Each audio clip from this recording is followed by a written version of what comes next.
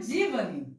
Boa noite. Você já ouviu alguém falando que tem mais facilidade em ler um texto em inglês do que falar?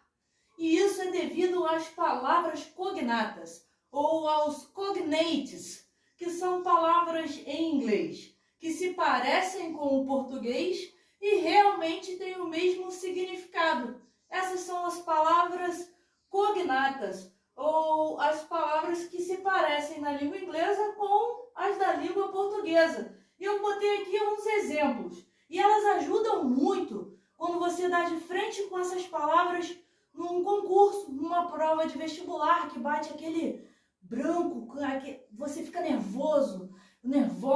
Então vocês procuram as palavras cognatas, que são as que se parecem com o português, e fiquem bastante tranquilos, porque essas palavras são muito em maior número do que os falsos cognatos, que são as palavras que se parecem com o português, porém não têm o mesmo significado. Vamos lá. Exemplos de palavras cognatas, que são as palavras transparentes. Planet, planeta, parece e realmente tem o mesmo significado. Comedy, comédia. Music, música. Minute, minuto. Mission, missão. Human, humano. Future, futuro. Example, exemplo. Idea, ideia. Vejam que não tem acento, hein? Caiu no português.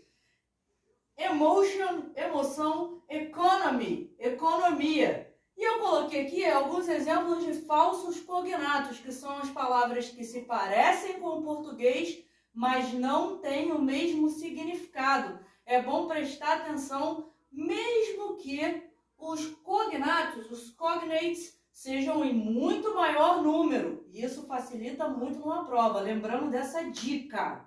Se você esquecer, se te der aquele nervoso, sublinhe as palavras cognatas, as palavras transparentes, que você já vai ter aquela noção sobre o que o texto está te falando numa prova. Palavras transparentes, palavras cognatas, aquelas que se parecem com o português e têm o mesmo significado.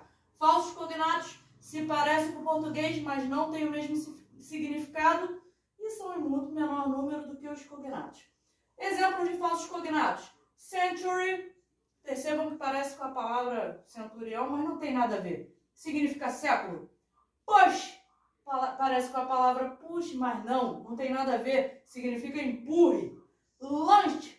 Parece com a palavra lanche, mas não tem nada a ver. Significa almoço. Say significa dizer. Então, relembrando, palavras cognatas ou palavras transparentes são palavras no inglês que se parecem com o português e têm o mesmo significado.